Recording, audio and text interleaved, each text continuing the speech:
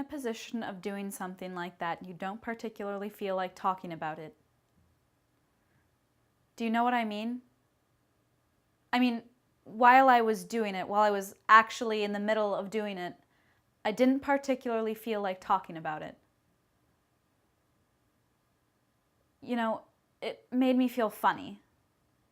Like somebody was watching me, judging me, sort of making an evaluation, chalking up points. I mean, especially the references to all those stars. I know I'm not as good as Judy Garland, but so what? I wasn't trying to be as good as Judy Garland. I mean, it started out being just for fun, you know, and then it turned into murder. It was like being murdered. Do you know what I mean? Well, my first relationships were with typical self-involved commitment phobes from the ages of 5 to 12. Then junior high was alcoholics, high school drug addicts, college gay men, a guy who owned a duck, and a physically challenged interpretive ice skater, meaning, you know, an amputee who skated with a stick with a blade at the bottom. Then I married a guy who liked to put garlic in his ears, but I went away a lot with my boyfriend, who was a puppeteer for the blind. Then I got pregnant, but I lost the baby, and the father? Well, he was a Midwesterner. So then I had a slew of internet dates with incredibly boring men who told stories that sounded like intricate recipes on how to marinate poultry.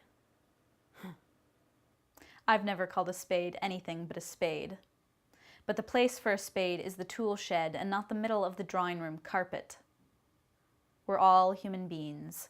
We know how human beings behave. And we also know that for half the time, that behavior is pretty disgusting. Eating, drinking, sleeping, and so on. So there's no need to have such so on thrust at us in the name of permissive entertainment. Last night, barely had the set warmed up before we were regaled with the exhibition of a person peeling a banana. No need to name the network. We all know. That network is manned exclusively by Catholics, communists, Jews, Freemasons, freethinkers, libertines, homosexuals, warmongers, and pacifists. We also know that for hours after the peeling of that offensive fruit, the switchboard of that network was jammed with protesting calls. We have our network too, and it's showing results. Within our lifetime, we can look forward to entertainment devoid of any content whatsoever. But the cause needs effort. Write to your MP, write to your local official, write to your banker, your solicitor, your newspaper. Write again and again. Provoke the opposition into hitting back.